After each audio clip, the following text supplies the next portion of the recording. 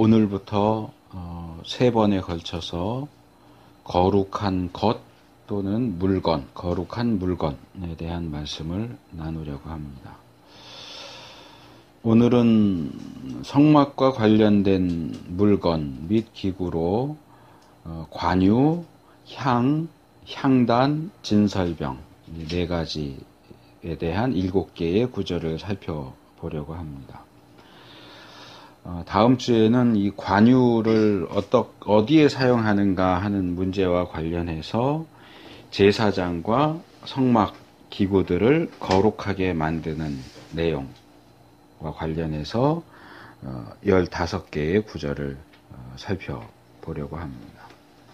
그리고 마지막 세 번째 주에는 율법, 또 일반적인 것들 중에 거룩하다고 할 수 있는 것, 그리고 우리가 성전의 경우에 그렇게 살펴봤는데 이 성전을 남용하는 주제를 따로 다뤘죠. 이번에는 그냥 이 앞에 두 개와 함께 이 거룩한 물건을 남용하는 경우에 대한 내용을 이렇게 묶어서 세 번째 주에 이에 대한 7개 구절을 살펴보려고 합니다.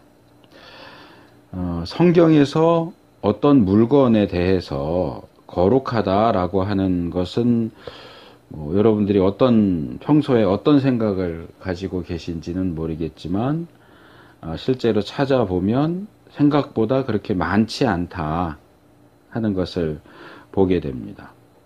우리가 이번 주와 다음 주 두 주에 걸쳐서 살펴볼 내용은 다 성막과 관련된 내용이고요.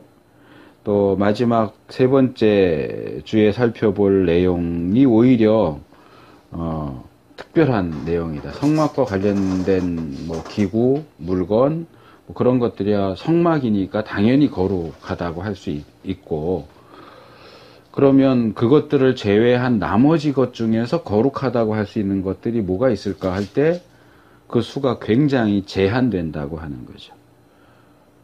물론 우리는 지금 이 거룩이라는 단어가 들어간 구절들을 살펴보기 때문에 더 제한됩니다. 거룩뿐만 아니라 성결이라든지 정결 이런 단어들을 같이 살펴본다면 조금 더 많아질 수 있지만, 그래도 성경이 어떤 것에 대해서 거룩하다라고 할 때 이렇게 성막 외에 이 거룩하다고 하는 것이 거의 없다 하는 것은 좀 기억해 둘 만한 일이고요. 또 하나, 이 거룩한 물건에 대해서 다루면서 제가 다루지 않는 것이 하나 있어요. 그건 뭐냐 하면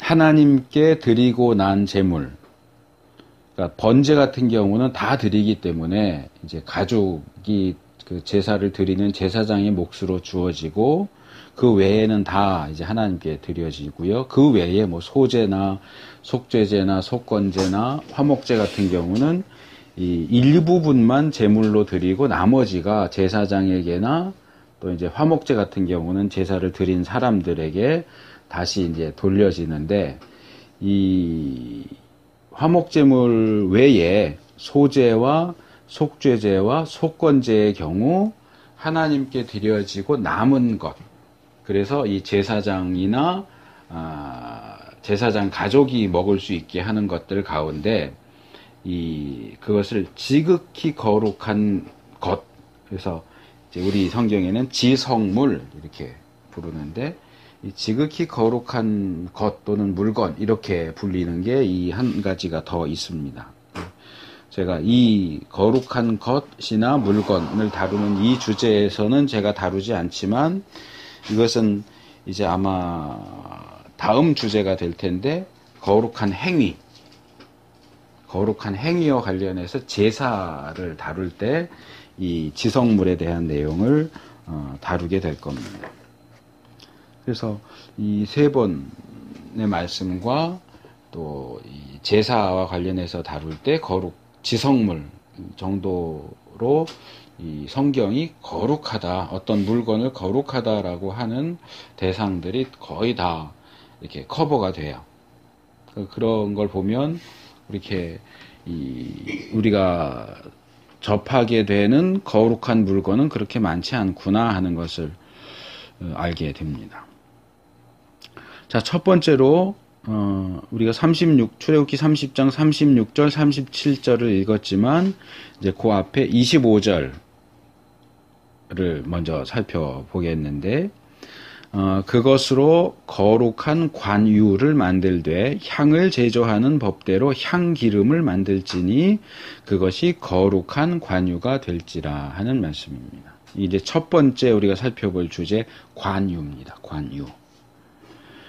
이 구절은 거룩한 관유 또는 향기름에 대한 내용입니다. 근데 일단 이 용어를 좀 설명할 필요가 있을 것 같아요. 이 거룩하다에 대해서는 이미 우리가 지금 10번, 오늘이 11번째인데 10번에 걸쳐서 살펴봤기 때문에 따로 말씀드릴 필요는 없을 것이고, 이 관유라는 표현과 향기름이라고 하는 표현은 좀 설명이 필요할 것 같습니다. 여기 관유라고 할 때의 한문 표현인데요. 이 한문의 관이라고 하는 이 글자는 물을 댄다, 따른다, 붓는다, 들어간다, 그런 뜻입니다. 유는 당연히 이제 기름이고요. 그러니까 관유라고 하는 것은 따르거나 따르는 거나 붓는 거나 사실은 같은 거죠. 물병 가지고 이 컵에다가 이렇게 물을 따른다, 물을 붓는다, 같은 얘기죠. 이 따르거나 붓는 용도의 기름이죠. 따르는 기름, 붓는 기름. 이제 한문 표현만 보면 이렇게 되지만, 그래서 신약에, 구약에는 안 나오는 걸로 제가 알고 있어요. 신약에 보면 관제라고 하는 표현이 있어요. 관제. 바울이 자신의 죽음과 관련해서 발언을 할 때 내가 내 자신이 관제처럼 다 부은 바 되고 이런 표현을 써요. 그러니까 그때 사용하는 관도 같은 한문 표현이에요. 그러니까 그것은 부어드리는 제사죠. 부어드리는 제사. 이제 구약에서는 그것이 전제 이렇게 번역이 되어 있어요. 그러니까 구약의 전제와 신약의 관제는 같은 거예요. 그러니까 하나님 앞에 제물을 드리는 방식 중에 이제 우리가 알고 있는 번제, 소제, 속죄제 이런 것들은 제사를 드리는 방식보다는 제사의 종류고요. 제사를 드리는 방식으로 놓고 말할 때는 화제. 그러니까 화제는 불로 태워서 드리는 방식. 제물을 불로 태우는 방식이 화제. 그 다음에 갑자기 단어가 생각이 안 나네. 거제. 이렇게 하나님 앞에 이렇게 제물을 불로 태우지 않고 제물을 이렇게 하나님 앞에 이렇게 들어 올렸다가 내리는 방식으로. 요제는 이렇게 들어 올려서 좌우로 이렇게 한번 이렇게. 그리고 이제 그 거제나 요제도 제사를 드리는 방식이고, 전제도 마찬가지입니다. 부어드리는 제사예요. 이거는 이제 주로 액체, 기름이나 포도주 같은 것들을 하나님 앞에 제물로 드리고 싶을 때, 포도주 같은 경우는 태워서 드릴 수가 없잖아요. 화제 같은 방식으로. 그러니까 그런 것들은 이제 다른 제사를 드릴 때 제단에다 이렇게 부어 드리죠. 그게 이제 전제나 관제죠. 그러니까 이 관유도 이제 같은 개념으로 생각하면 이제 기름을 붓는다.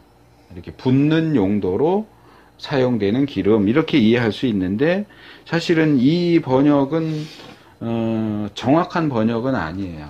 왜냐하면 이 히브리 원문에서 사용된 표현을 보면 히브리 원문은 이 붓는다, 따른다라는 의미만 있지는 않고요.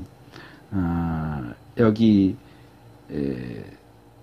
거룩한 관유라고 번역된 이 단어는 히브리 원문으로는 3개의 단어가 사용됐어요. 이제 기름에 해당되는 게 하나 있고, 그 다음에 관으로 번역된 단어가 하나 있어요. 이제 붓는다라고 번역된 단어, 그 다음에 거룩한. 이렇게 3개의 단어인데, 이 유로 번역된 이 단어는, 히브리 단어는 동물성 지방. 그러니까 우리가 보통 비계라고 하는 거죠. 그건 이제 영어로 fat 이렇게 부르는데, 이것도 이제 여기에 해당되고, 그 다음에 식물성 기름.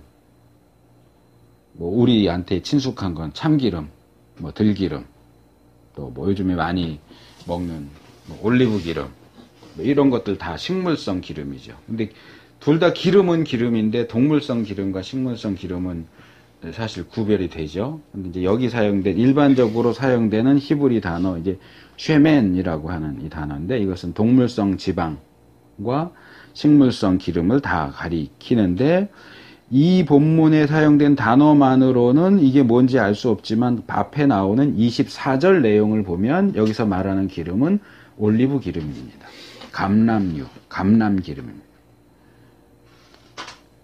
그 다음에 이 관이라고 번역된 이 단어는 두 가지 의미가 있어요. 기름을 붓는다 하는 의미와 기름을 바른다 하는 의미가. 그러니까 한문 관에는 바른다는 의미가 없어요.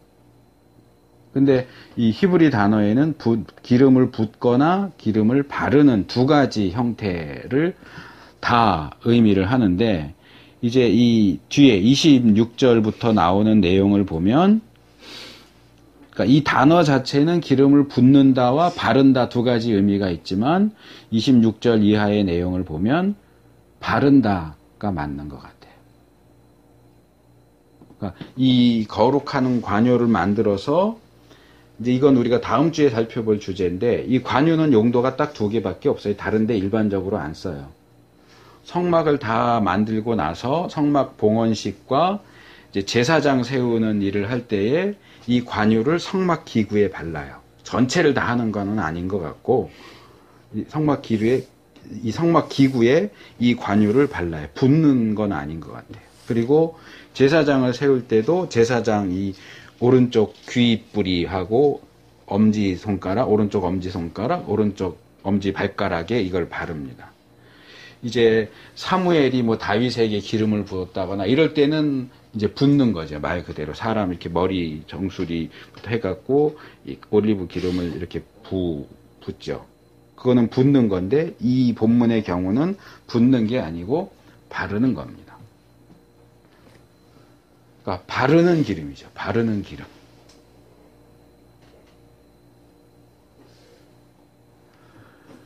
근데 여기 이 바른다라는 동사가 거룩하다라는 동사와 연결이 되어 있어요. 연결되어 있다라고 하는 것은 이제 뭐 히브리어에만 있는 건 아니지만 보통은 우리가 문장을 쓸 때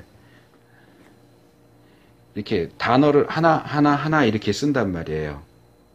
여기 뭐 예를 들어서 거룩한 관유 그러면 거룩한 띄고 관유 사실은 떼야 되는데 이제 묶어서 관유 이렇게 돼 있는데 히브리 표현대로 말하자면 히브리 표현은 거꾸로 돼 있어요. 순서가 기름이 제일 먼저 나오고요. 그 다음에 바른다가 나오고 그 다음에 거룩하다가 나오는데 바른다와 거룩하다라는 단어가 이 어떤 표식을 통해서 묶여 있어요.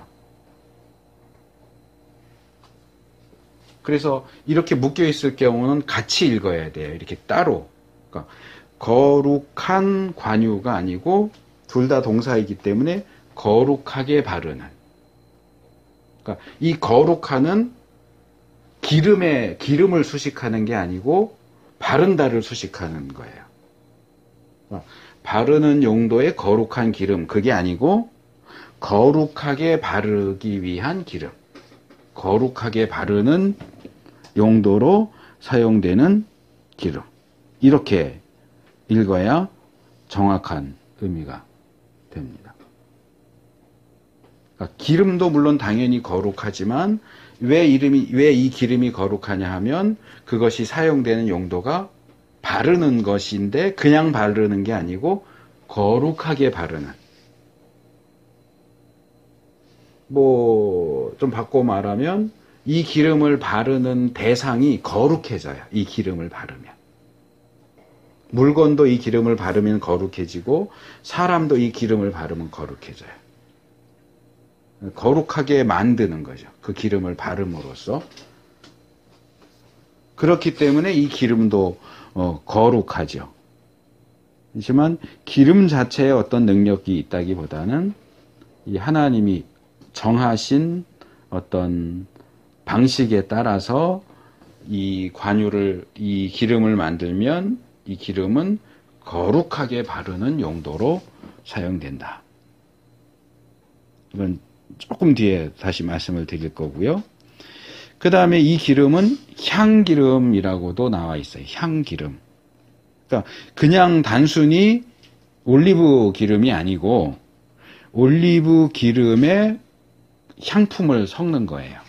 근데 이 부분은 앞에 나오는 우리가 읽지 않았지만 23절과 24절을 보면 네 가지 종류의 향품을 섞어서 이제 향기름. 신약 구약에도 아마 그 표현이 나오긴 하겠지만 이제 우리가 신약 본문이 더 익숙하죠. 그 예수님이 식사하실 때 어떤 여자가 와서 향유를 붓죠. 향유. 향유가 향기름이에요. 그냥 기름이 아니고 향품을 섞어서 만든 향기름. 향은 한문이고 기름은 한문 표현이 아닌 것 같은데 유는 한문 표현이죠. 그러니까 향기름이나 향유나 같은 거죠. 향유. 거기 보면 23절, 24절을 제가 읽어드리면 너는 상등 향품을 취하되, 그러니까 최고로 좋은 가장 고급 향품을 취하되 액체 모략 500세겔과 그 반수의 향기로운 육개 250세겔과 향기로운 창포 250세겔과 계피 500세겔을 성소의 세겔대로 하고 감람기름 한 흰을 취하여, 이렇게 돼 있어요. 그래서 이제 우리가 지금 읽은 25절로 연결돼서 그것을 하고 감람기름 한 흰을 취하여 그것으로 거룩한 관유를 만들어라. 향기름을 만들어라. 이렇게 되는 거죠.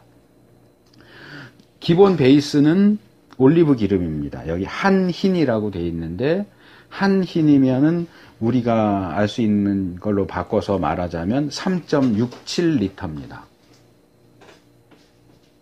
우리가 보통 이렇게 먹는 이 물통 하나가 보통 뭐 1.5리터 뭐 이렇게 되니까 그거 2개 반 정도 아마 되는 양이죠. 2개 반 정도. 3.67리터. 그 다음에 거기에 모략은 많이 들어보셨죠? 쓴 냄새 나는 거.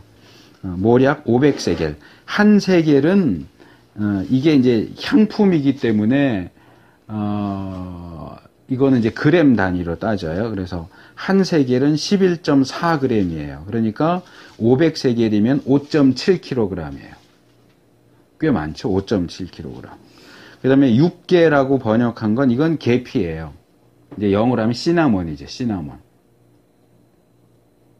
계피가 250세겔이니까 2.85kg. 그 다음에 이 창포라고 번역된 것은 갈대 줄기를 가리켜요. 원래 갈대 줄기. 근데 창포는 우리나라 옛날 그 단오인가요? 그때 여자들 머리 감는 때 뭐 이 창포물을 사용하잖아요. 그러니까 아마 이 향기 나는 어떤 식물, 갈대 종류의 식물을 뭐 건조시켜서 뭐 이렇게 갈아가지고 만든 어떤 향기 나는 향품인 것 같아요. 뭐 정확하진 않아요. 그게 역시 250세겔, 2.85kg. 그 다음에 이제 계피. 아까 6개가 계피라고 그랬잖아요. 근데 여기 또 계피가 또 나오는데, 여기 나오는 계피는 저도 뭔지는 모르겠어요. 근데 찾아보니까 콩과에 카시아, 이건 영어 이름인데 카시아라고 하는 식물이 있대요. 근데 이게 계피의 한 종류래요. 그래서 앞에 나오는 6개는 우리가 그냥 일반적으로 알고 있는 계피를 생각하시면 되고요. 여기 나오는 계피는 카시아 계피, 이렇게 해서 아마 같은 계피 종류인데 조금 다른 것인 것 같아요. 이런 것들은 이렇게 이름도 다르고 이렇기 때문에 정확하게 뭘 가리킨다고 딱 집어서 말하기 어려운 부분들이 있어요. 그거는 500세겔, 5.7kg. 그래서 3.67리터의 올리브 기름에 모략 5.7kg, 계피 2.85kg, 그 다음에 창포 2.85kg, 그 다음에 카시아 계피 5.7kg을 이렇게 섞은 거예요. 뭐 어떤 유대인 랍비들은 그냥 섞은 게 아니고 섞어서 끓인다. 이제 이걸 섞어서 끓이면 이제 거의 연고 같은 수준이 되겠죠. 근데 그랬는지 아니면 그냥 섞기만 한 건지 이거는 성경이 분명하게 말하지 않기 때문에 알 수가 없어요. 어쨌든 이 본문에서 말하는 것 하면 이 올리브 기름에 4가지 종류의 향품을 섞어서 만들어요. 그러니까 기름인데 향이 나겠죠. 여러 가지 4가지를 섞었으니까 어쨌든 향기가 나오죠. 근데 이 구약 학자들이 기록한 내용을 보면 유대인들이 이 방법대로 이제 향기름을 만든 것을 봤는데, 냄새를 맡아봤는데, 이렇게 뭐라 그럴까, 굉장히 이렇게 정신을 맑게 하는 그런 향이다, 이런 기록을 해놓은 걸 제가 봤어요. 아마 박하 향은 아닌 것 같고요. 일단 여기 모략은 좀 쓰고, 계피는 우리가 향을 알죠. 그러니까 박하 같은 향은 아닌데 그래도 뭔가 이렇게 조금 톡 쏘는 듯한 그런 향이 나는 향기름인 것 같아요. 그리고 이렇게 이제 거룩하게 바르는 향기름을 왜 만드냐? 이거는 계속 만드는 게 아니고요. 이때 딱 한 번만 만드는 거예요. 이때 딱 한 번만 만들어서 딱 한 번 쓰고 끝이에요. 그러니까 사실은 더 만들면 안 되는 거고요. 어쩌면 이제 솔로몬이 성전을 만들 때 제가 기록을 찾아보진 않았는데 그때도 이제 새롭게 만든 성전 기구들을 봉헌해야 하니까 그때 만들었을 가능성이 높을 것 같아요. 근데 어쨌든 이 출애굽기 본문에서 이 거룩하게 바르는 향기름을 만드는 목적과 용도는 딱 2가지입니다. 그게 이제 이어지는 26절에서 30절까지 내용입니다. 첫째는 성막 기구들에 그것을 발라서 그것을 지성물로 만듭니다. 그러니까 이 거룩한 관유를 뭐 예를 들면 번제단, 뭐 향단, 떡상, 뭐 촛대 이런 걸 만들었잖아요. 성막에다 놓으려고. 그러면 그냥 만들어서 그냥 갖다 놓는 게 아니고 그것을 이제 하나님만을 위해서 사용되는 것으로 거룩하게, 지극히 거룩하게 구별하기 위해서 이 관유를 바르는 거예요. 거기다가. 이 바르는 행동을 통해서 구별시키는 거죠. 그렇게 관유를 바르면 그것이 지성물이 된다라고 이야기를 해요. 2번째로는 그것을 아론과 그의 아들들에게 발라서 그들을 거룩하게 만들어서 제사장 직분을 행하게 한다. 이렇게 돼 있어요. 그러니까 아론이 그냥 너 오늘부터 제사장 해. 그렇게 해서 제사장이 되는 게 아니고 이제 그게 레위기 8장 9장에 나오는 거 8장 9장에 나오는 건데 제사장 위임식을 해요. 제사장으로 세우는 그 의식을 하면서 그 중에서도 특별히 뭐 깨끗하게 씻고 또 그들을 위해서 속죄제도 드리고 제물도 드리고 그래서 그 피와 이 관유를 같이 섞어서 아까 말씀드린 것처럼 오른쪽 귓불이, 오른손 엄지손가락, 오른손 엄지발가락 이렇게 바릅니다. 그러면 그들이 이제 다른 일반 이스라엘 사람과는 달리 구별되고 거룩한 제사장으로 세워지는 거예요.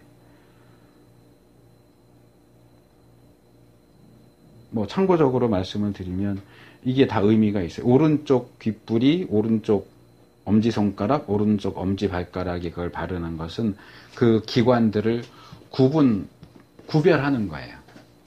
그리고 그 기관들로 하는 기관들이 하는 역할이나 행동들도 구분하는 거예요. 그러니까 오른쪽은 대표예요. 왼쪽보다 오른쪽이 더 대표의 성격을 띠기 때문에 오른쪽 귓부리에 이 기름을 바르는 것은 하나님께서 말씀하시는 것만 듣겠습니다. 그런 의미예요. 오른쪽 엄지손가락에 바르는 것은 오른손을 상징하는데 하나님께서 하라고 하시는 것만 하겠습니다. 오른쪽 엄지 발가락에 바르는 것도 이제 추측이 되겠죠. 하나님께서 가라고 하시는 곳에만 가겠습니다. 그래서 제사장은 거룩한 사람이 되는 거예요. 물론 이스라엘 백성도 거룩하지만 그 중에서도 제사장은 더 거룩하고요. 그 중에서도 대제사장은 더 거룩하죠. 그래서 이제 속죄제에 대한 내용을 보면 이런 게 있어요. 이게 속죄제 같은 경우는 누가 그 죄를 지었느냐에 따라 제물이 달라져요. 가장 급이 높은 건 뭐냐 하면 이스라엘 나라가 범죄했을 경우. 이스라엘 나라가 범죄했을 때 송아지를 드리게 돼 있어요. 개인이 범죄했을 때는 뭐 양이나 염소나 뭐 이렇게 돼요. 근데 개인인데도 송아지를 드리는 케이스가 뭐냐면 제사장이 범죄했을 경우. 그러니까 제사장이 범죄하는 그 죄의 무게는 한 나라가 범죄하는 죄의 무게하고 같은 거예요. 이 거룩한 사람으로 세우셨기 때문에 그래요. 어쨌든 그래서 이 거룩한 관유는 이 성막과 그와 관련된 기구들 또 거기서 섬기는 제사장들을 거룩하게 구별시키는 용도로만 사용하기 위해서 딱 한 번 만들어서 사용하고 끝. 그런 특별한 용도로 만든 거고요. 그래서 이제 이어지는 31절부터 33절 말씀을 보면 이러한 사실을 강조하면서 이 하나님께서 지정하신 용도 이외에, 그러니까 이건 이렇게 말할 수 있겠죠. 마치 자기가 하나님인 것처럼 이것은 하나님께서만 사용할 수 있고 하나님을 위해서만 사용할 수 있는데 마치 자기가 하나님이라도 된 것처럼 이것을 만들거나 사용하는 자는 그 백성 중에서 끊쳐지리라 이렇게 경고하고 있어요. 그리고 이것은 이제 우리가 두 번째로 살펴볼 향도 마찬가지예요. 향도 이 성전에서 이 향단에 사르는 것 외의 용도로는 사용될 수가 없고요. 그리고 개인 용도로 사용하기 위해서 만들어도 안 돼요. 향도, 이 관유도, 향도 개인 용도로 개인이 마음대로 만들거나 그것을 사용하면 그 백성 중에서 끊쳐지리라 하고, 이 백성 중에서 끊쳐진다는 건 전에도 아마 나왔던 것 같은데 그냥 쉽게 말하면 구원받지 못한다 그 얘기예요. 너가 하나님이 아닌데 하나님을 위해서만 만들고 사용해야 하는 것을 네가 네 개인을 위해서 만들고 사용하거나 네 마음대로 뭐 다른 사람한테 이걸 사용한다거나 이거는 네가 하나님이 되겠다는 얘기인데 그것은 아담과 하와가 선악과를 따먹은 거랑 같은 죄예요. 그러니까 하나님의 백성은 이 하나님만을 위해서 구별된 것을 자기의 사적인 용도로 이렇게 만들거나 사용하면 안 돼요.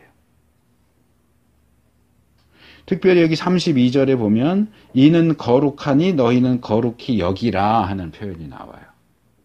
이거는 우리가 앞에서 계속 제가 강조했던 거지만 하나님께서 야 이거 거룩하다라고 말씀하신 것에 대해서 우리 인간은 아 이거 거룩하구나 하고 거룩한 것으로 여기고 대우하고 그것의 거룩함을 지켜야 돼요.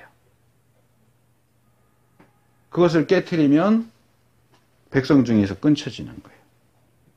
사실상 하나님께서 거룩하다고 하신 것을 거룩하게 여기지 않고 그 거룩함을 깨트린다면 그 사람은 하나님의 백성일 수가 없는 거예요. 사실상.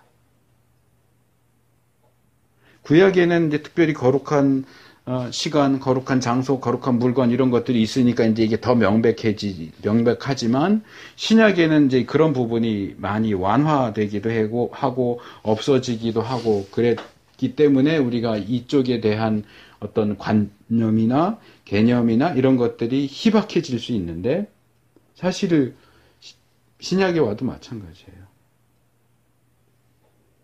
하나님이 거룩하다고 하신 것에 대해서 우리가 그것을 거룩하게 여길 수 있어야 돼요. 무시하면 안 돼요. 함부로 대하면 안 돼요. 거룩을 깨트리면 안 돼요. 자, 두 번째로 향유에 대한 내용.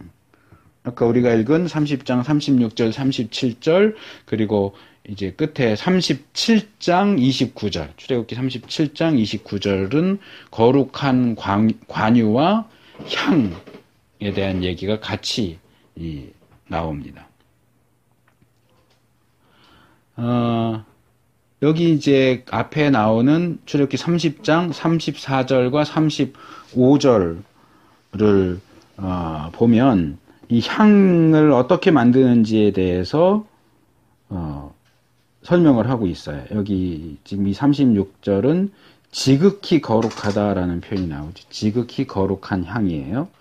여기에는 소합향과 나감향과 풍자향의 향품을 취하고 그 향품을 유향에 섞되 각기 동일한 중수로 하고 그것으로 향을 만들되 향 만드는 법대로 만들고 그것에 소금을 쳐서 성결하게 하고 이렇게 이야기합니다. 자, 우리가 들어보지 못한 표현들이 계속 나오죠.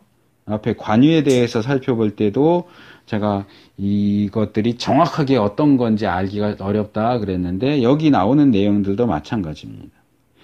소합향이라고 번역된 이것은 기본적인 의미는 나무진이에요. 나무진. 우리가 가장 쉽게 떠올릴 수 있는 게 이 산에 가면 소나무에 진 나오잖아요. 끈적끈적하게 나무에서. 그거예요. 나무진. 근데 아무 나무의 진은 아닌 것 같고 그 나무진을 모아서 정제 끓이든지 뭐 해갖고 만든 건데 아마도 학자들은 여기서 소합향이라고 한 것은 아마 모략을 가리키는 것 같다 이렇게 봅니다. 그러니까 모략, 그 다음에 나감향. 이 나감향이라고 하는 것은 비늘 껍질을 가리켜요 원래. 그러니까 이것은 이 폐류, 어폐류 하는데 어는 고기니까 빼고 폐류, 조개 껍데기죠.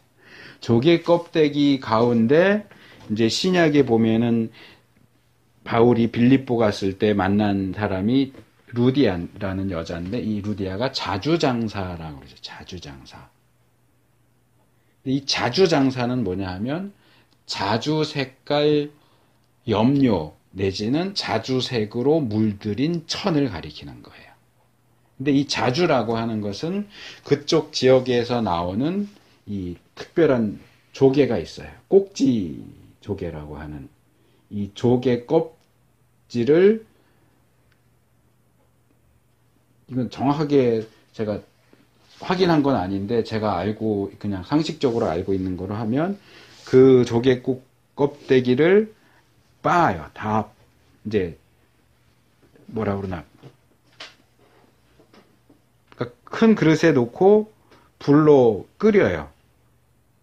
근데 물을 넣고 끓이는 게 아니니까 굽는 거죠. 구운 다음에 그것을 가루로 빻고 그 다음에 이제 여러 가지 과정을 거쳐서 거기서 이제 염료를 뽑아내는데 거기서 나오는 염료가 자주 색깔인 거예요.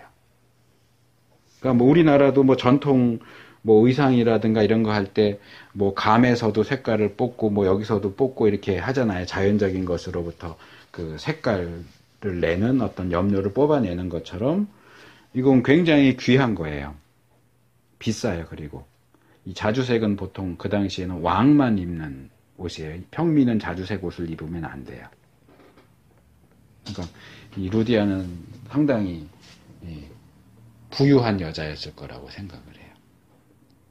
근데 여기서 말하는 이 나감향도 바로 그 조개를 이제 아마 굽고 갈아서 만든 향품인 것 같아요. 거기서도 무슨 이제 향이 나는 어떤 재료가 염료뿐만 아니라 이 향으로 하는 게 있는데 이게 이제 여기 말하는 나감향이 조개 껍데기에서 추출한 향이죠. 소합향은 수액 나무 진을 정제해서 만든 향이고, 나감향은 조개 껍데기에서 추출한 향이고, 그 다음에 풍자향은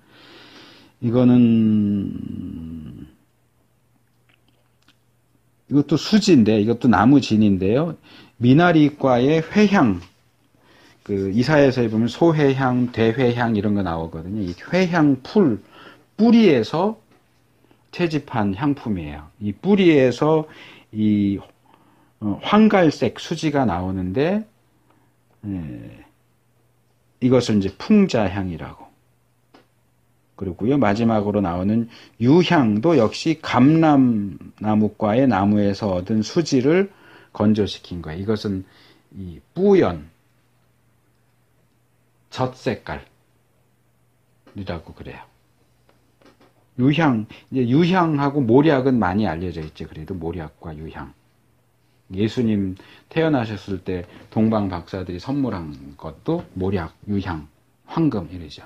그러니까 이것도 상당히 귀한 거예요. 그래서 소합향, 나감향, 풍자향, 유향을 같은 분량으로 해서 섞으면 이 거룩한 향, 지극히 거룩한 향이 되고요. 이 향에는 마지막으로 소금을 치라고 그러죠. 소금을 쳐서, 이 소금은 향에 들어가는 건 아닌데 성결하게 하기 위한 용도로 소금을 친다.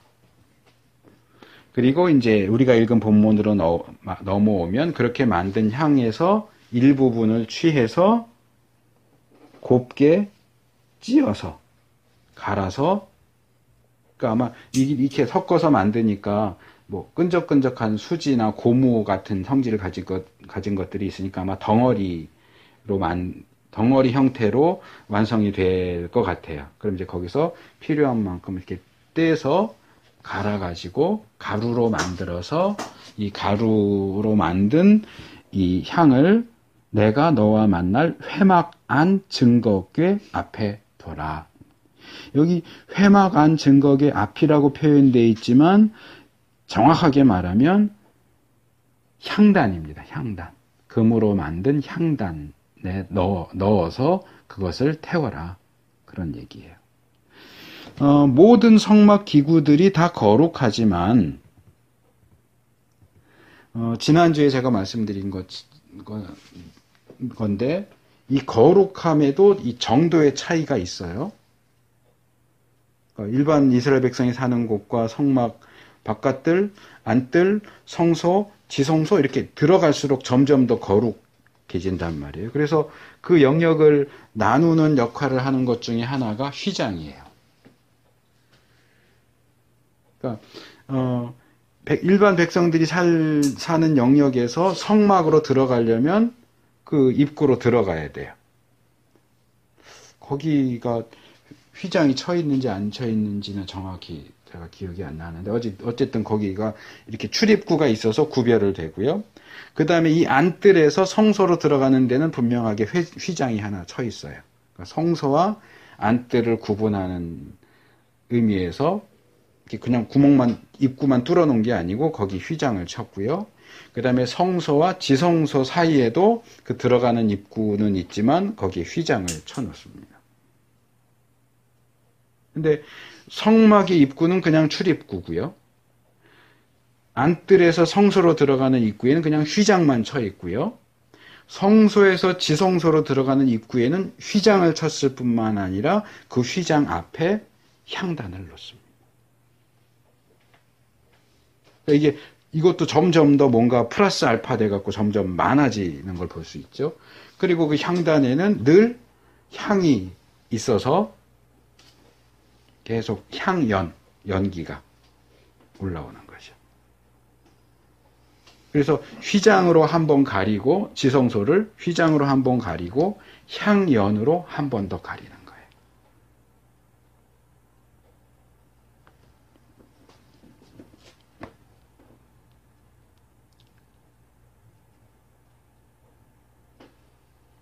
그래서 앞에서 설명한 이 향은 바로 이 향단 안에서 불태워집니다.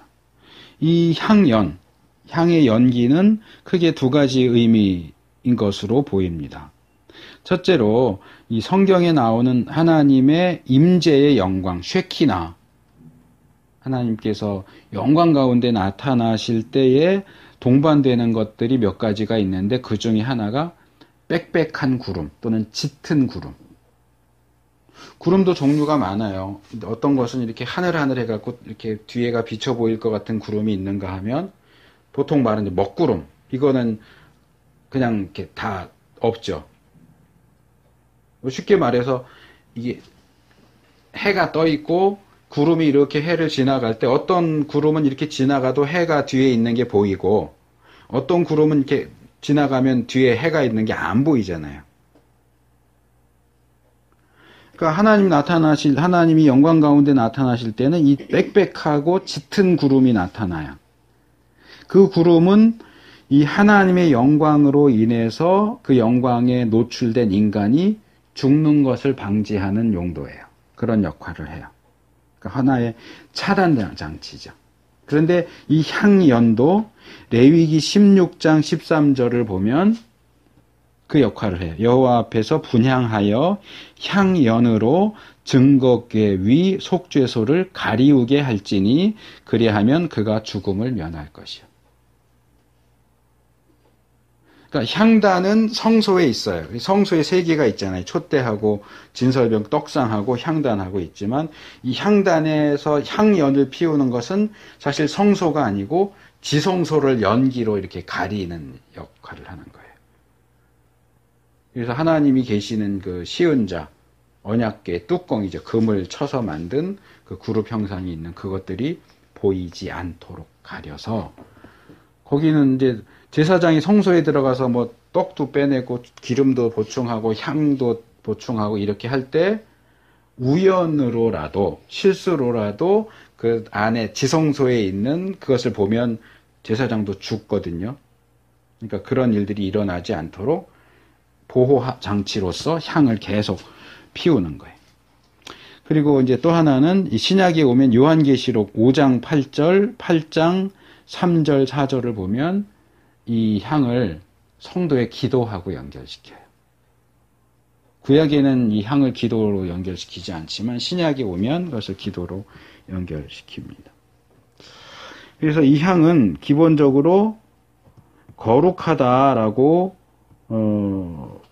소개가 되고 있지만 36절에 보면 이 향은 너희에게 지극히 거룩하다 이렇게 되어 있고 37절에 보면 이것이 여호와를 위하여 거룩한 것이다 이렇게 되어 있어요. 그래서 이 향은 하나님께도 의미가 있고 사람에게도 의미가 양쪽에 다 의미가 있는 것으로 소개되고 있어요. 그래서 이 부분에서 우리가 예전에 살펴봤던 것처럼 이 하나님 편에서의 거룩과 인간 편에서의 거룩이 어떻게 조화를 이루는가 하는 걸 생각할 수 있습니다. 그리고 조금 전에 말씀드린 것처럼 이 하나님과 인간 사이의 어떤 관계 형성, 특별히 이 거룩하신 하나님 앞에 노출된 인간은 죽을 수밖에 없는데 이 향연이 그러한 죽게 되는 사태를 방지해 줄 뿐만 아니라 요한계시록을 보면 이 향연이 또한 기도로서 하나님과 우리를 연결시켜주는 그런 역할을 한다 하는 것을 생각할 수 있고요. 이제 출애굽기 37장 29절에서는 이 향을 정결한 향이라고 소개를 하고 있어요. 정결한 향. 이 거룩하다 하는 것과 정결하다 하는 것은 같지는 않아요. 사용된 단어도 달라요. 하지만 상당히 밀접한 관계를 가지고 있는 것도 사실입니다. 그래서 우리는 여기서 이 거룩한 것은 정결한 것하고 서로 묶인다, 연결된다 하는 것을 명심할 필요가 있습니다. 뭐 당연한 얘기지만 거룩하면서 동시에 부정하다라는 건 있을 수 없어요. 거룩하면 당연히 정결해야 돼요. 거룩하면서 부정할 수 없어요. 예수님을 믿어서 거룩한 무리, 즉 성도가 된 자들이 우리 예수님 믿어서 거룩해졌어 라고 주장하지만 삶 속에서 정결함 또는 성결함이 지켜지지 않는다면 우리 거룩해라고 하는 이 거룩에 대한 주장은 사실상 무효입니다. 우리가 성도라면 정결해야 됩니다. 성결해야 됩니다. 예수 믿는 거 믿어서 거룩하다라고 하면서 삶 속에서 정결함이 없다면 그거는 둘 중에 하나예요.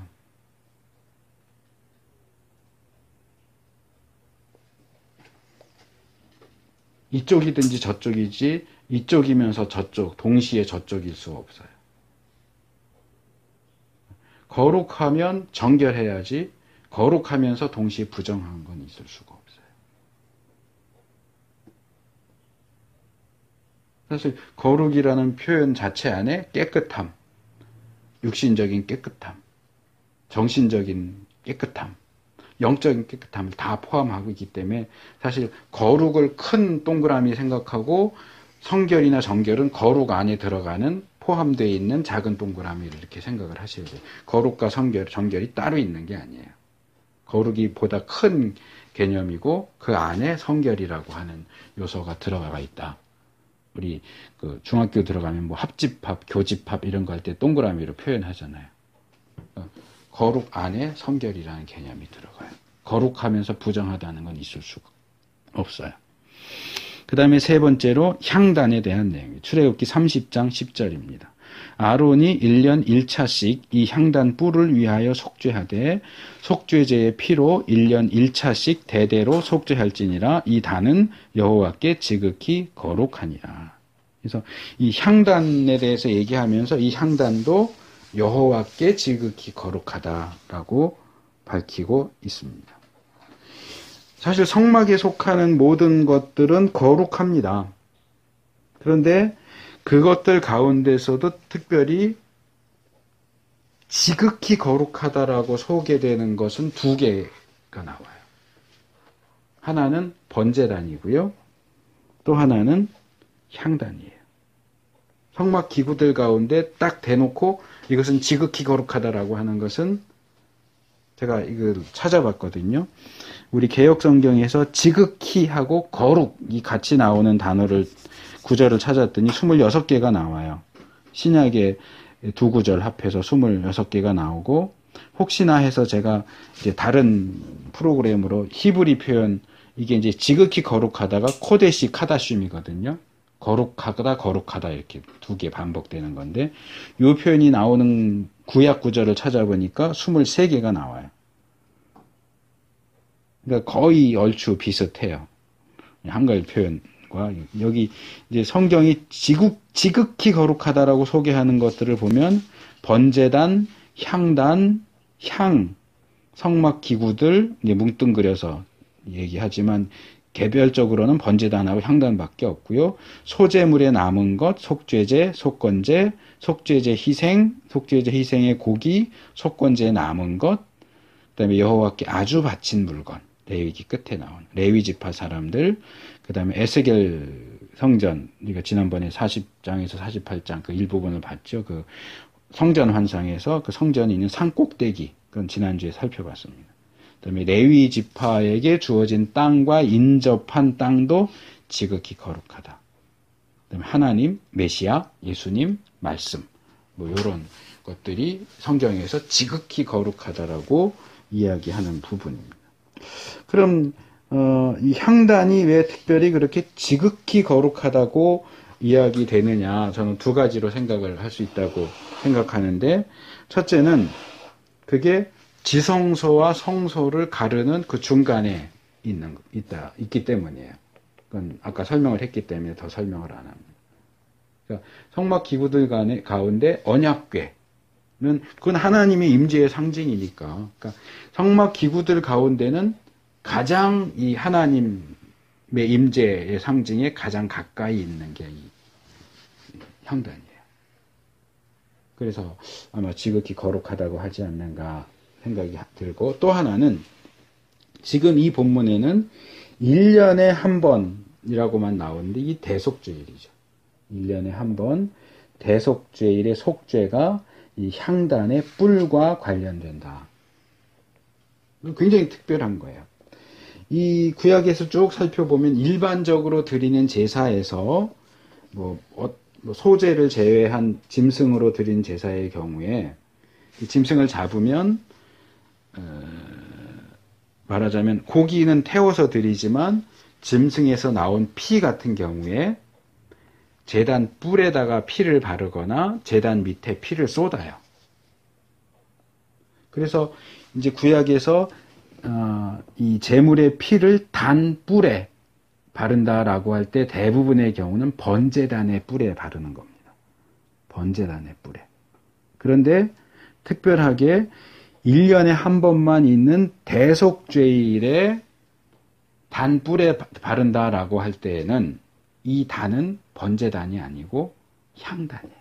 향단 뿔이에요. 물론 기본적인 제사를 드리니까 번제단 뿔에도 바르겠지만 대속죄일에는 그 피를 가지고 지성소에 들어가서 언약궤 밑에도 뿌리고 이 시은자에도 뿌리고 그 다음에 이 피를 나와서 향단 뿔에도 바릅니다. 그래서 향단은 이렇게 특별한 1년에 한 번만 그렇게 하는 특별한 용도로도 사용되기 때문에 지극히 거룩하다고 제시되는 것 같다. 그래서 이 부분은 우리는 지금 향을 피는 것도 아니고 향단이 있는 것도 아닌데 우리하고는 관계가 없지 않을까라고 생각하지만 저는 이 부분도 우리가 적용할 수 있다고 생각을 해요. 이 향단의 사용법과 관련해서 우리가 명심해야 될 게 있어요. 오늘날 우리에게는 향단에 해당되는 물건은 없지만 아까 향에서도 제가 설명을 드린 것처럼 우리가 하나님과 관계를 맺는다라고 할 때 그리고 이 향단이 특별히 죄, 지금 여기 향단 뿔 1년에 한 번 이스라엘 백성 전체의 죄를 속하는 그 여러 의식 가운데 하나가 이 향단 뿔에 피를 바르는 것이다라고 할 때에 우리가 죄사함과 관련된 내용에 있어서 조심해야 할 것이 있다고 생각이 됩니다. 그게 뭐냐? 여러 가지가 있을 수 있지만 하나만 예를 들자면 우리가 많이 하는 거예요. 드러내놓고는 안 하지만 개별적으로는 아마 종종 하는 것 같아요. 우리가 죄의 유혹을 받을 때에 그 죄를 범하면 안 된다는 걸 알지만 그것이 내가 좋아하는 죄고 즐기는 죄일 경우에 결국에는 그 유혹에 넘어가서 범죄합니다. 근데 범죄하기 전에 한마디 하죠. 회개하면 되지 뭐. 죄를 지으면서 짓는 순간에 내가 이 죄를 지어도 회개하면 용서받을 거야 라고 자기 스스로를 위로하면서 죄를 짓는다고요. 회개하면 되지 하면서 죄를 짓는 그것. 이 회개하면 되지라고 하는 말, 그 말을 하는 사람, 그런 태도는 이 향단하고 연결시켜서 생각할 수 있을 것 같아요. 우리의 죄를 사하는 용도로 사용되는 물건이기 때문에 그것을 지극히 거룩하게 여겨야 돼요. 함부로 하면 안 돼요. 우리의 죄를 사하기 위해서 구약에서는 그런 것들을 했지만 이제 신약까지 해서 보면 결국 예수님이 피 흘리고 돌아가셨는데 향단 뿔에 피 한 번만 더 바르면 되지 뭐. 그 얘기는 결국 내가 나는 이 죄를 너무너무 짓고 싶은데 이게 근데 죄이기 때문에 꾀림직하지만 예수님 한 번 더 죽으시면 되지 뭐. 이 얘기하고 똑같은 얘기예요. 예수님 한 번 더 죽이지 뭐. 그러면 내가 지금 이 짓는 죄 용서 받을 수 있으니까. 우리가 회개를 너무 가볍게 여기는 거예요.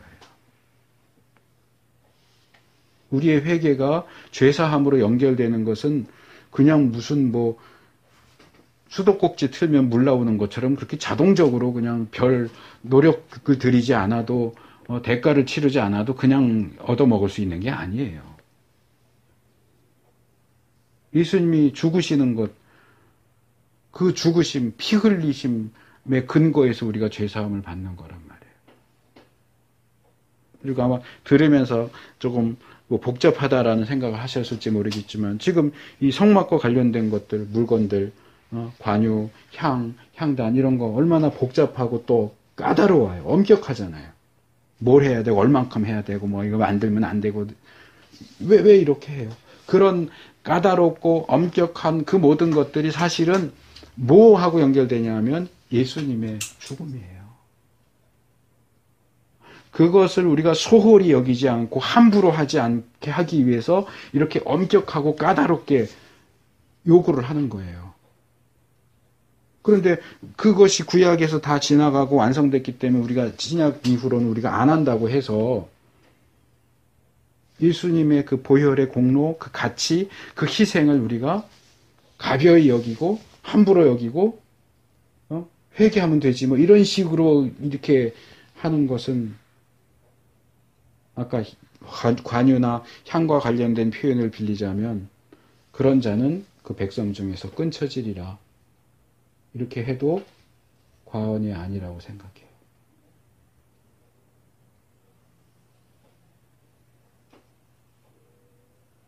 마지막으로 진설병에 대한 내용. 사무엘상 21장 4절과 6절입니다.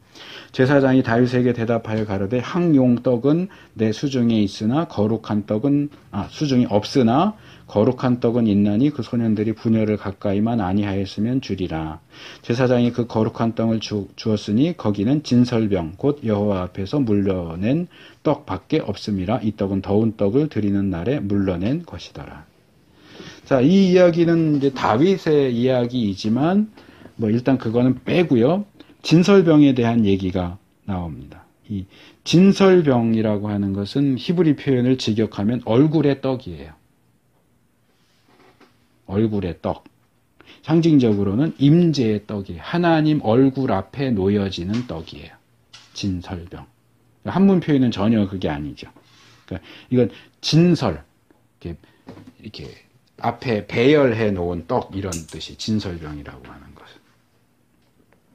이거는 이제 구약에 이미 나오는 특별히 이제 레위기 24장 5절에서 9절을 보면 진설병에 대한 내용이 나와요.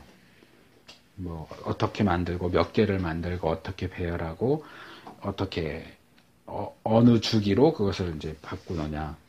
그러니까 떡 굉장히 뭐 상당히 커요. 우리가 생각하는 조그만 떡이 아니고 좀 사이즈가 큰데 그걸 12개를 만듭니다. 그러니까 이스라엘 12지파를 대표하는 거라고 볼 수 있을 것 같아요. 12개의 떡을 무교병입니다. 무교병, 그러니까 우리 성경은 떡이라고 말하지만 사실은 빵이에요. 빵. 그러니까 발효시키지 않은 빵 12개 덩어리를 만들어서 그 진설병 떡상에다가 6개씩 2줄 12개죠. 그러니까 뭐 쉽게 생각해서 이렇게 쟁반 같은 게 있다면 쟁반에다가 이렇게 하나, 둘, 셋, 넷, 다섯, 여섯, 하나, 둘, 셋, 이렇게 2줄로 해갖고 이렇게 놓는다라고 생각하시면 돼요. 그렇게 12개를 올리고 이것은 일주일 단위로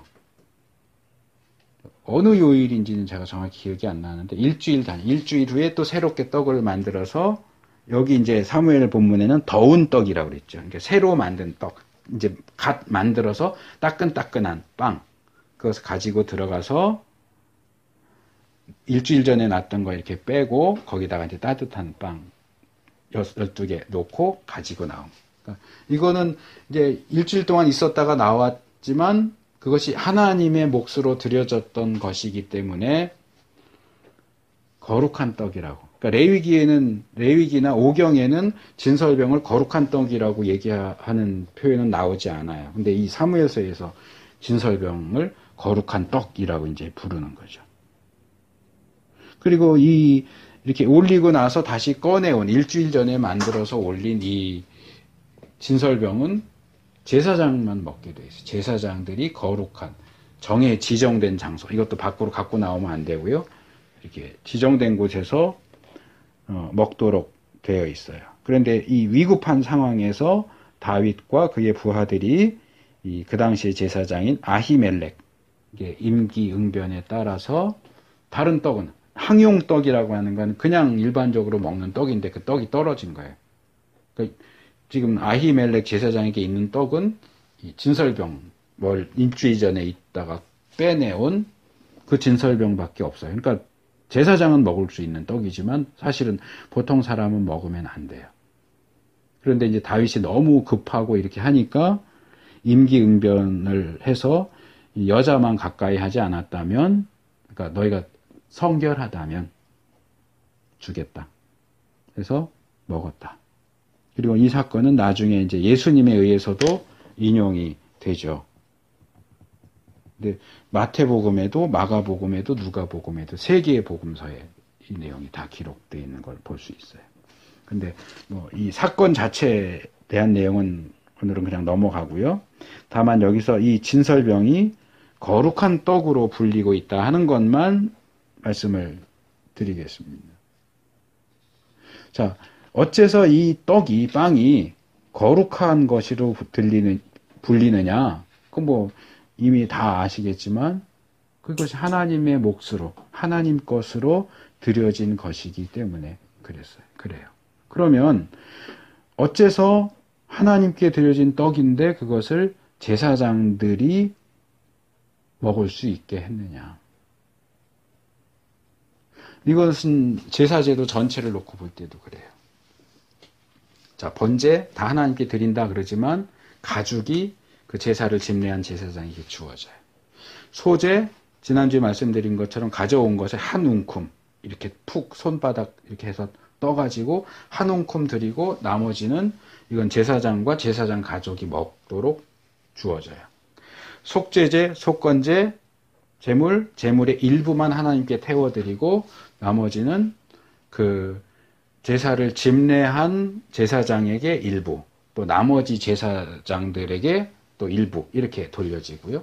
화목제는 마찬가지로 일부를 드리고 그 중에 일부가 제사를 집례한 제사장 몫으로 주어지고 나머지는 제사 드리는 사람이 동네 사람들 다 불러와서 잔치하면서 먹게 돼 있어요.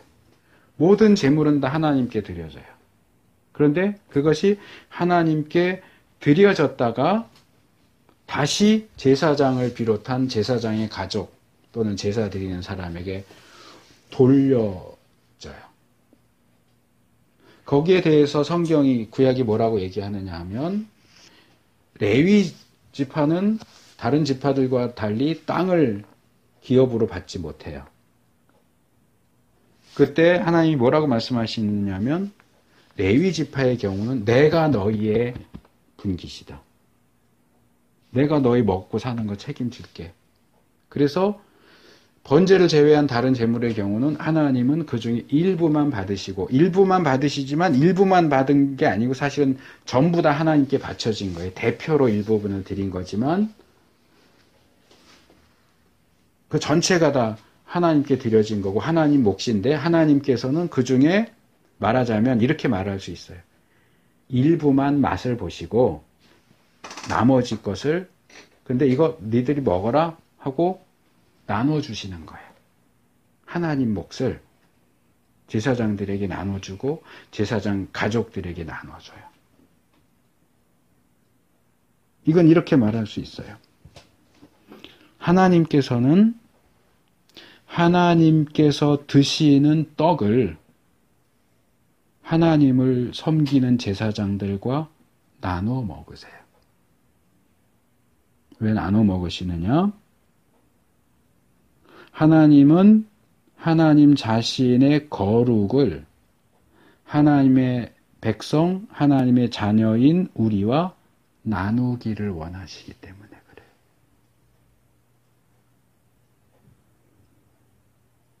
그렇게 우리를 대우하시고 취급하신다. 우리가 하나님께 더 가까이 머물러서 요한계시록 3장 20절 내가 문을 두드린다 할 때 예수님이 뭐라고 그래요? 나에게 문을 열면 내가 너에게로 들어가 너로 더불어 먹고 마신다. 우리가 하나님 가까이에서 하나님과 함께 예수님과 함께 먹고 마시려면 먹는 것만 나누는 게 아니고 거룩도 나눠야 돼. 하나님이 진설병을 비롯해서 하나님께 드려진 제물을 제사장들에게 또는 그 가족들에게 돌려주시면서 너희들이 먹어 하시는 것은 다르게 말하면 너희도 거룩해야 돼. 거룩하신 하나님께서 드시는 것을 나눠주면서 너희도 거룩해라. 이건 거룩한 사람만 먹을 수 있어. 난 너희들이 거룩하기를 바란다. 나는 너희가 너희의 거룩을 계속 유지하고 지키기를 원한다. 그래서 거룩하지 않으면 이거 먹을 수가 없어요. 제사장이라고 해도 뭐 제의적인 부정에 처할 수 있는데 뭐 부정한 걸 만졌다든가 그러면 이거 먹을 수가 없어요. 그래서 거룩한 장소 할 때도 제가 말씀드렸잖아요. 거룩한 장소에는 부정한 사람이 들어갈 수 없어요. 거룩한 사람만 들어갈 수 있어요. 이 거룩한 음식도 누가 먹을 수 있느냐? 부정한 사람은 먹을 수가 없어요. 거룩한 사람만 먹을 수 있어요. 그러니까 지금 계속 주제가 바뀌어요. 기본 거룩 주제에서 거룩한 시간, 거룩한 장소, 이제 거룩한 물건 왔잖아요. 근데 기본적으로 그 안에서 되어지는 이야기는 똑같아요.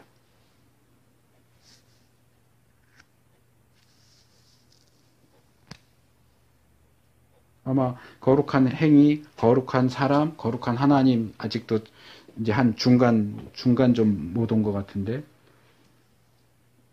여러 가지 다른 형태로 하나님이 하시지만 결국 하나님이 우리에게 말씀하시는 건 똑같아요. 대상만 달라지는 거예요. 시간, 공간, 물건, 행위, 사람 이렇게 대상만 달라지니까 거기에 따라 약간씩의 이 변화가 생기기는 하지만 거룩과 관련된 하나님의 메시지는 똑같아요. 그걸 한마디로 얘기하면 거룩하라. 내가 거룩하니 너희도 거룩해라. 너희 거룩하려면 너희의 시간이 거룩해야 된다. 너희가 있는 장소가 거룩해야 된다. 너희의 물건도 거룩해야 되고 너희 자신도 거룩해야 되고 너희 행동도 거룩하게 해라.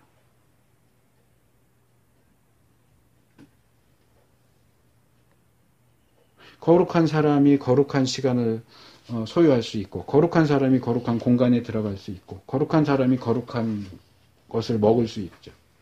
물론 반대로 우리가 거룩한 시간을 지킴으로써 우리의 거룩이 지켜지고 거룩한 공간을 지킴으로써 우리의 거룩이 지켜지고 거룩한 것을 먹음으로써 거룩이 지켜지고 하는 이런 꼬리에 꼬리를 무는 그런 사이클이 이루어지는 것도 사실이에요. 그거는 하나님이 우리에게 거룩하라고 명하시면서 동시에 우리를 거룩하게 하신다 하는 것도 역시 서로 꼬리에 꼬리를 물고 돌아가는 순환적인 모습이죠. 우리는 우리 있는 자리에서 거룩을 지키려고 최대한 노력을 해야 돼.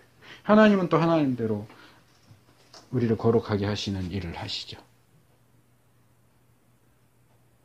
하나님이 우리를 거룩하게 하시면서 내가 너희 거룩하게 할 거니까 너희는 그냥 아무것도 안 해도 돼 그러지 않으세요. 거룩하라고 요구하세요. 너희 시간을 거룩하게 하고 공간을 거룩하게 하고 물건을 거룩하게 하라고 그러세요. 행동을 거룩하게 하라고 그러세요. 우리가 거룩하게 노력하면서 하나님 도움 필요 없어요. 우리가 스스로 노력하면 거룩해질 수 있어요. 아니요. 그렇지 않아요. 하나님 도우시지 않으면 우리가 아무리 노력을 해도 거룩해질 수 없어요. 이것을 신학적으로 말하면 신인협동이죠. 하나님의 역사와 우리의 노력이 함께 가는 거예요.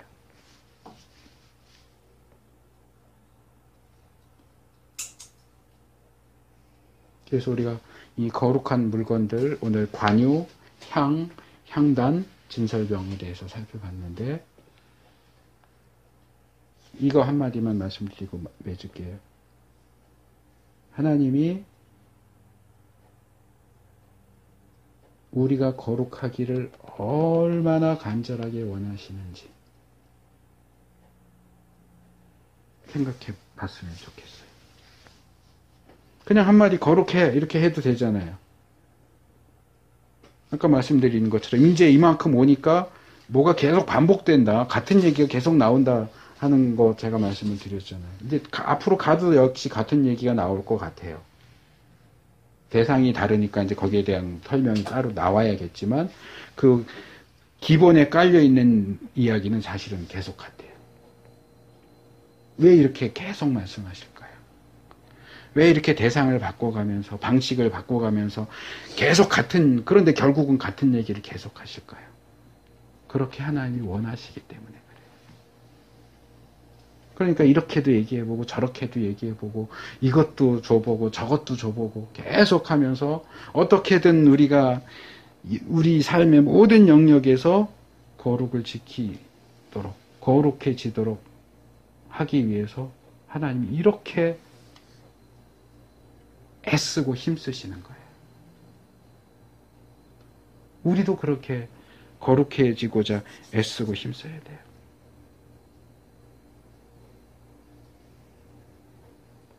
오늘 들은 말씀, 이 교훈이 우리의 거룩함을 만들어가는 데 있어서 좋은 교훈이 되기를 바라고요. 들은 말씀 기억하시고 함께 기도하겠습니다.